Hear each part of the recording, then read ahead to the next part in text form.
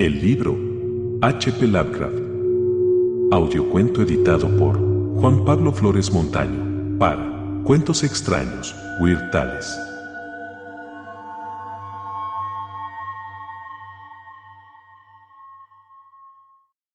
El libro.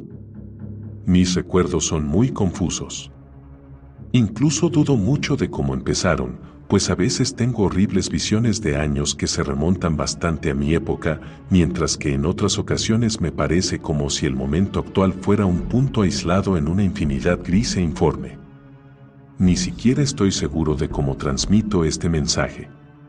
Aunque sepa que estoy hablando, tengo una vaga impresión de que hará falta alguna extraña y quizás terrible mediación para llevar lo que digo a los lugares donde quiero ser oído.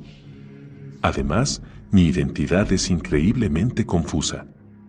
Me parece haber sufrido una gran impresión, tal vez como un resultado totalmente monstruoso de las diferentes etapas de mi experiencia única e increíble. Todas estas etapas de mi experiencia, claro está, son producto de aquel libro apolillado. Recuerdo cuando lo encontré, en un lugar tenuemente iluminado cerca de aquel sucísimo río oleaginoso donde las brumas se arremolinan siempre. Aquel lugar era muy antiguo, y los estantes que llegaban hasta el techo, llenos de volúmenes carcomidos, se extendían interminablemente por habitaciones interiores y nichos sin ventanas. Había, además, grandes montones informes de libros en el suelo y en toscas arcas, y fue en uno de esos montones donde lo encontré. Nunca me enteré de su título, pues faltaban las primeras páginas, pero al caerse se abrió hacia el final, permitiéndome vislumbrar algo que hizo tambalear mis sentidos. Era una fórmula, una especie de lista de cosas para decir y hacer, que reconocí como algo funesto y prohibido, algo sobre lo que había leído antes en sigilosos párrafos, mezcla de aversión y fascinación, escritos por aquellos extraños exploradores antiguos de los ocultos secretos del universo en cuyos deteriorados textos me gustaba ensimismarme. Era una llave, una guía, a ciertas puertas y tránsitos con los que han soñado los místicos y de los que han hablado en voz baja desde que la raza era joven y que conducían a libertades y descubrimientos más allá de las 3 dimensiones y a ámbitos de vida y de materia que nos son conocidos. Durante siglos ningún hombre se había acordado de su esencia vital ni sabía dónde encontrarla, pero aquel libro era muy antiguo indudablemente. No estaba impreso, sino que la mano de algún monje medio loco había trazado aquellas ominosas frases latinas con Anschels 677, de abrumadora antigüedad. Recuerdo cómo el viejo me miró de soslayo y se rió disimuladamente, haciendo un curioso signo con la mano cuando me lo llevé. No quiso cobrarme nada, y solo mucho después supe por qué. Mientras me apresuraba a volver a casa atravesando aquellas calles portuarias, estrechas, tortuosas, invadidas por la bruma, tuve la espantosa impresión de que me seguían sigilosamente unos suaves pasos amortiguados. Las ruinosas casas centenarias situadas a ambos lados parecían rebosar una nueva y malsana malignidad, como si se hubiera abierto de repente algún conducto hasta entonces cerrado de conocimientos perniciosos. Me parecía que aquellas paredes y gabletes salientes de ladrillo enmohecido y escayolas y vigas fungosas, con ventanas de cristales romboidales como ojos de pez que mirasen de soslayo, difícilmente podían dejar de adelantarse y aplastarme, aunque yo solo había leído un mínimo fragmento de aquella abominable tuna antes de cerrar el libro y llevármelo. Recuerdo cómo leí por fin el libro, lívido y encerrado en el desván en el que durante tanto tiempo me había dedicado a hacer extrañas pesquisas. La gran casa estaba muy tranquila, pues yo no había subido hasta pasada la medianoche.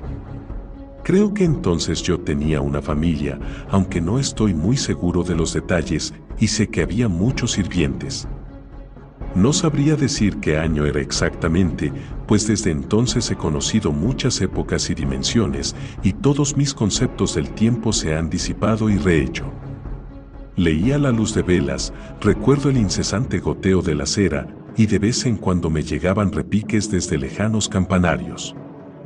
Yo parecía seguir de cerca aquellas campanadas con especial aplicación, como si temiese escuchar entre ellas alguna nota intrusa muy lejana. Entonces escuché el primer chirrido y forcejeo en la ventana de la buhardilla que daba a los demás tejados de la ciudad.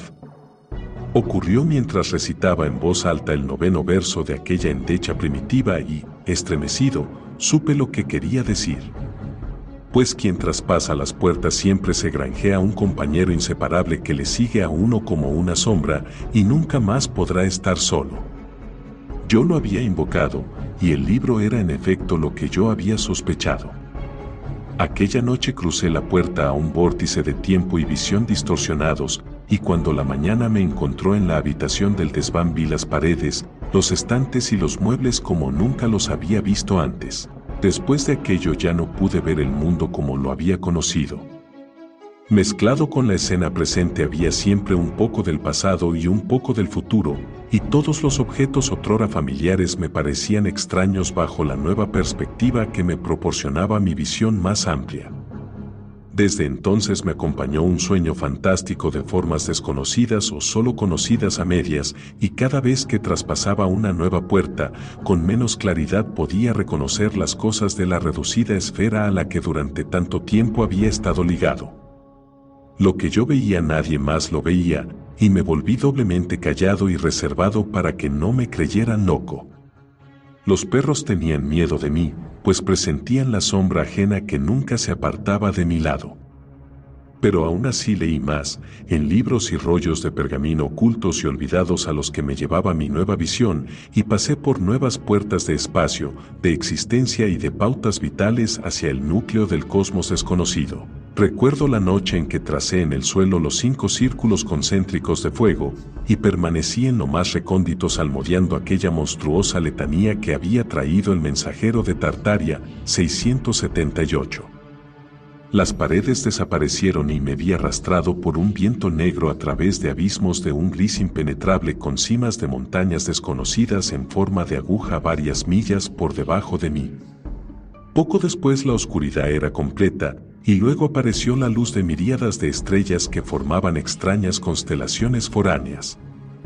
Por último vi una planicie iluminada por una luz verde muy por debajo de mí, y distinguí sobre ella las torres retorcidas de una ciudad construida de un modo como nunca había conocido, leído o soñado.